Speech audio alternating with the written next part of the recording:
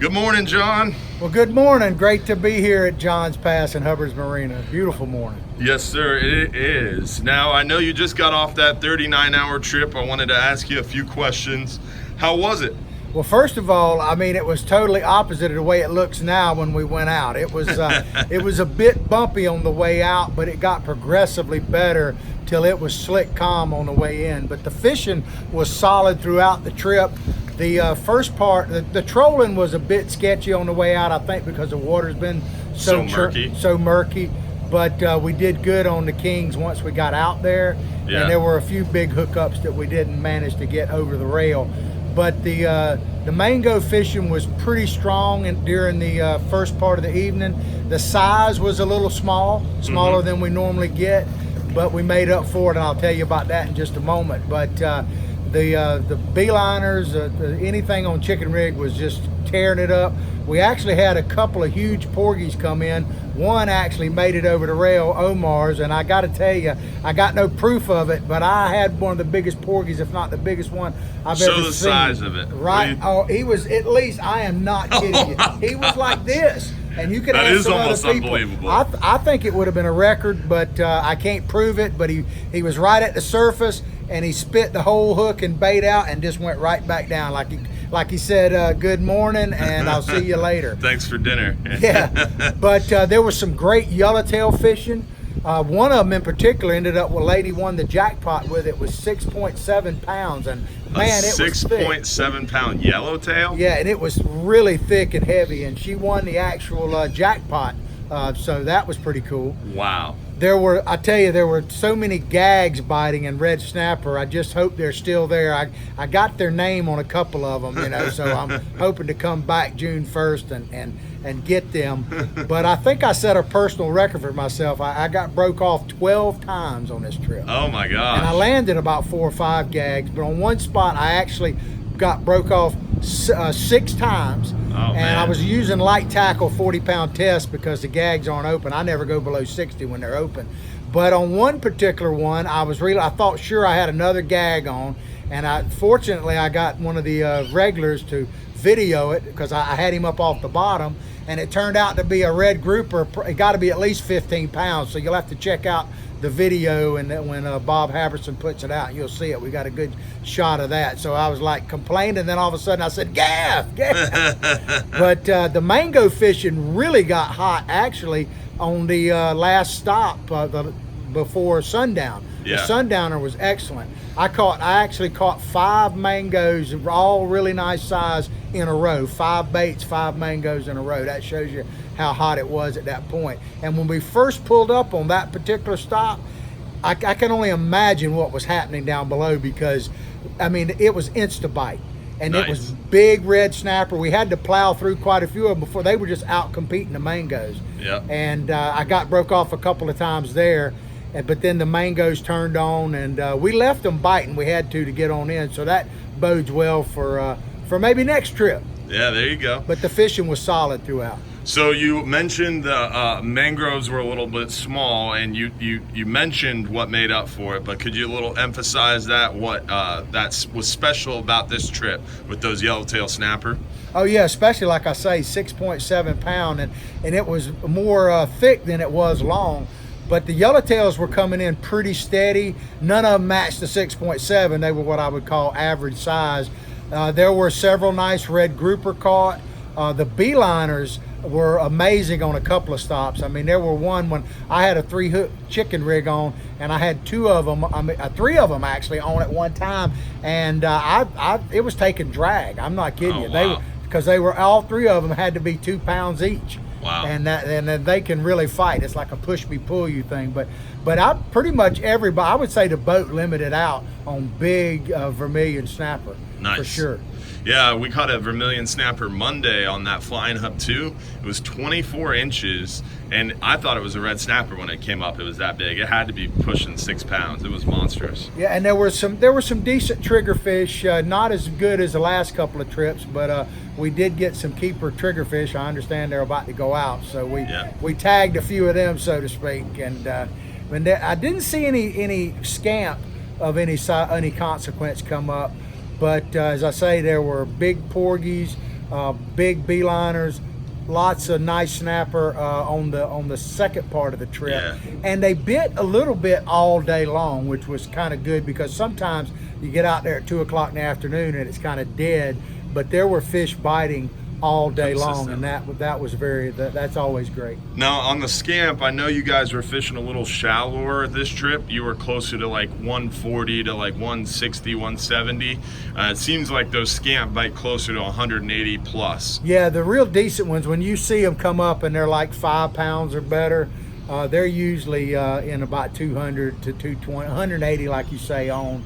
We never did quite get out that far. I think it had to do more with the weather at the time. Yeah. And we were a little bit concerned. I talked to Captain Brian about that, and he was a little bit concerned about getting on out that far. But the weather turned out to be just like you see it here, absolutely gorgeous.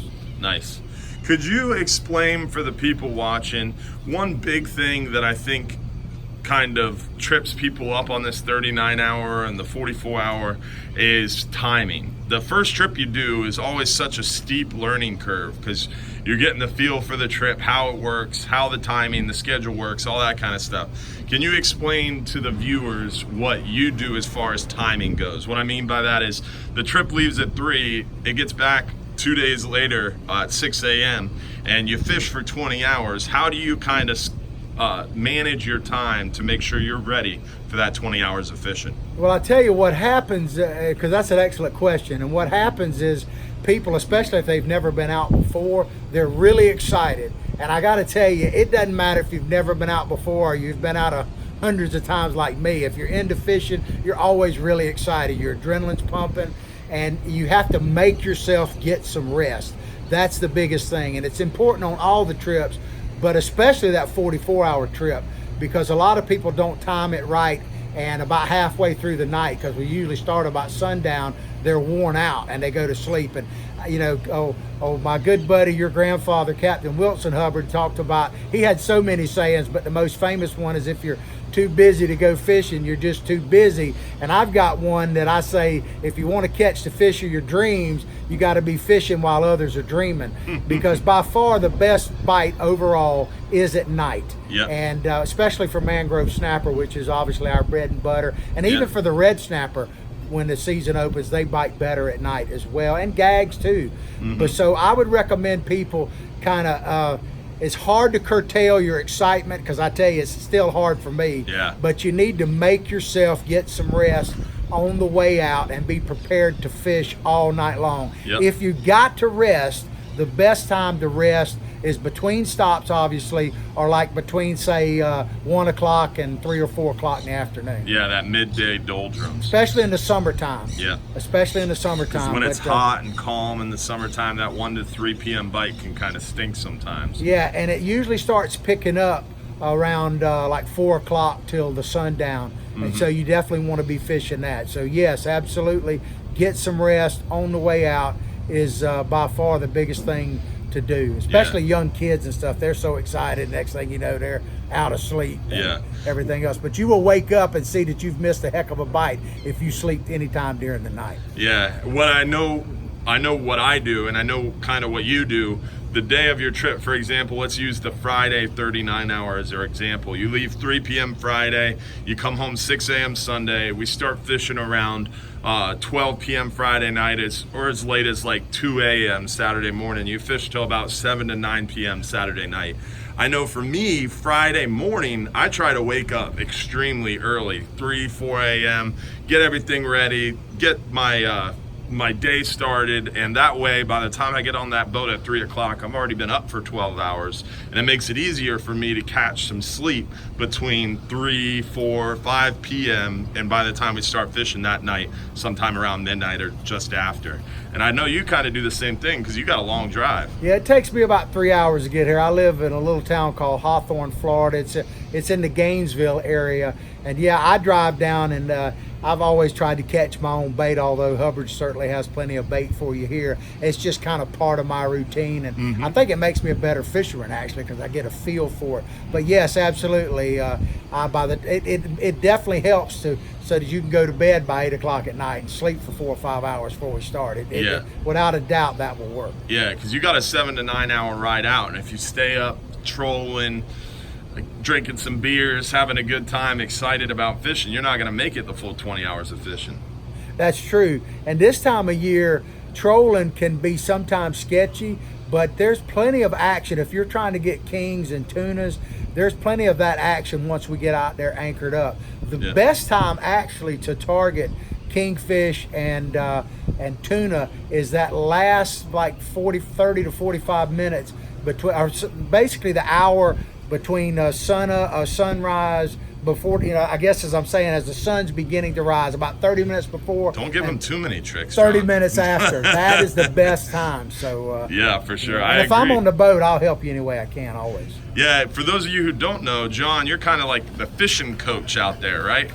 Yeah, well, I tell you, one of the reasons I do that, and first of all, I'm really grateful for the opportunity to do it that you guys have given me. But when I first started fishing, probably before Dylan was even born with the Hubbards, back then there was a whole different kind of regulars on here. Yeah. And they literally would tell you nothing. They would literally turn, and like you'd watch them, and they would turn. They wouldn't even show you how they're rigging. If they caught a fish, you asked, "What'd you get that on?" "Oh, little piece of squid." They would never tell you. And so I had to kind of steal my tricks, so to speak. Look and watch and just look over their shoulder and determine. And I learned from that, and I made a point that I was never going to be that way. Yeah. And ever since then, I'll tell anybody if they want to know what I'm doing, how I'm doing it. I do my written fishing reports and give tips. But on the boat, if you see me there, don't hesitate to ask me. I don't push my way in, but if you want to know what I'm doing, why I'm doing it, I am more than happy to explain it to you, because I don't want people to be treated the way I was originally treated. Not by Hubbards, but by some of the people who are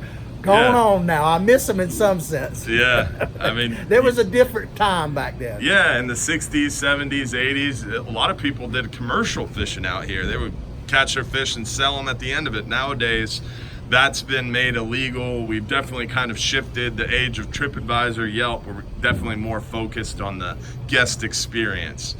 You've seen it all. Yeah, it's interesting, and I know we can't sell fish, and I used to sell fish back in those days you were talking about. It used to be legal, but sometimes people will ask me, well, how was the trip? And in my mind, I'm calculating the value of fish, because I don't tell them that, but in my mind, I'm thinking, well, this trip would have paid for itself and then some. So I'm saying, well, it was really good, and if it was like I would have only made $100, that's what in my mind I'm just figuring. I'll go, well, it was fair. And people don't realize, but that's how I'm calculating it, because I remember back in those days, and I sure miss like your grandpa. He was one heck of a character. Yeah. And I say that with all the affection. It was one of the sad things that did happen on this particular trip. I had a rod built that memorialized your father, and it actually got broken on this trip. It got caught up in my own rack.